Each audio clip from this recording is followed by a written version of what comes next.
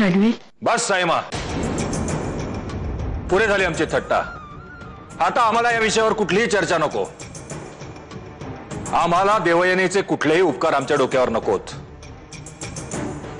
बाळ देण्याच्या नुसत्या निर्णयावर एवढा आकांडतांडव झालं तर विचार करा बाळ दिल्यावर काय महानाट्य होईल.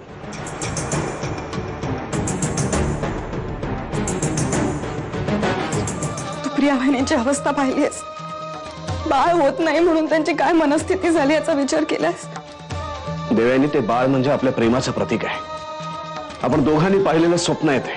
आपल्या प्रेमाचं प्रतीक माझ्याच पोटात वाढतंय. हा निर्णय घेताना मला काय वाटलं असेल याचा विचार करणं.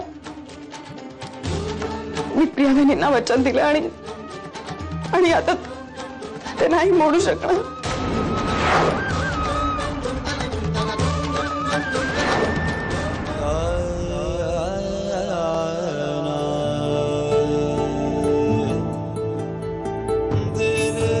अमोलने त्याच्या करिअरचा इतका महत्वाचा निर्णय घेतलाय.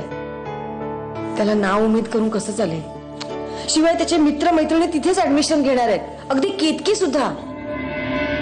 येऊ दे ना, त्याच्या मित्रमैत्रिणींना हवी तिथे ऍडमिशन घेऊ देत. पण अभिलाषा, आपल्याला आपला अंथरूण पण पाय पसरायला नकोत का? हो, असं काय करताय? आपल्याकडे दुसरा पर्याय आहे का? आहे ना, दुसरा पर्याय आहे. अनेक चांगल्या मॅनेजमेंट इन्स्टिट्यूट आहेत.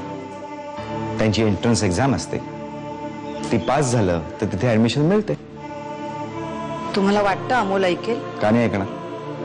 मी समजावीन त्याला. अभिलाषा, अमोलनी जर का स्वतःच्या हिमतीवर ऍडमिशन मिळवली ना तर जास्त आनंद होईल आपल्याला. आपल्या आवडीसाठी मुलांना अजून किती परीक्षा द्याव्या लागणार आहेत देव जाणे. आधीच एकीला गमावून बसलोय. याच टेन्शन मध्ये जर अमोलने स्वतःच्या जीवाचं काही बरं वाईट केलं तर? हे अभिलाषा, असं काहीतरी बोलू नकोस का? हे बा, असं काही होणार नाहीये. माझंच चुकलं. मी उगाच त्याला त्या महागड्या हॉस्टेलवर ठेवलं. तिथे राहिल्यामुळे तो सुद्धा आता श्रीमंत बापाचा लेक असल्यासारखं वागतोय. हे बघ, तू काळजी करू नकोस. मी बोलतो त्याच्याशी, समजावतो मी त्याला. केतकी, तुझ्या वडिलांनी जो काही निर्णय घेतलाय ना तो करेक्ट आहे. तू ऑस्ट्रेलियाला गेल्यानंतर तुझ्यात शिस्त येईल, कळलं? आई वडिलांशी कसं वागायचं, कसं बोलायचं हे कळेल जरा तुला. मामा, डॅडचं डिसिजन काही असू दे, मी ऑस्ट्रेलियाला जाणार नाहीये. असंही तुम्हाला सांगून काय फायदा? तुम्हाला माहितीये किती मिस करायचे मी तुम्हाला तिथे.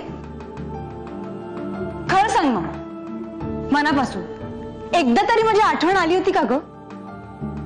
केतकी, तुला कितीदा सांगितलंय ग मी हे असले बावळटासारखे मूर्खासारखे विचार करणं बंद कर म्हणून. आम्ही बिंडोक आहोत का तुला तिथे पाठवायला? कशासाठी पाठवतोय आम्ही तुला तिथे? तुझ्याच करिअरसाठी ना. समाजात तुझी काहीतरी प्रत असावी असं आम्हालाही वाटतं ना. तू मोठी व्हावीस असं आम्हालाही वाटतं, म्हणून पाठवतोय ना तुला तिथे आम्ही. वाव, अमेझिंग मामा. काय एक्सक्यूज शोधून काढलीस तू मला घरातून बाहेर काढण्याची. सॉलिड. तुम्ही एक काम का नाही करत? तुम्ही मला सरळ सांग, हे बघ केतकी, तू परत बोर्डिंगला निघून जा. काय ना की आम्हाला आमच्या स्टाईलने आयुष्य जगायची सवय झाली आहे. तू वेगळाच येणार, मध्ये कटकट करणार. त्याच्यापेक्षा तुला परतच निघ. Shut up please, shut up. आयुष्य कसं बोलावं हे सुद्धा कळत नाही तुला. जाऊ दे ना, मी माझा वेळ का वाया घालवते तुझ्याशी बोलण्यात? जिथे आम्ही देवयानीचा स्वीकार करत नाही तिथे तिच्या मुलाचा स्वीकार करण्याचा प्रश्नच येत नाही.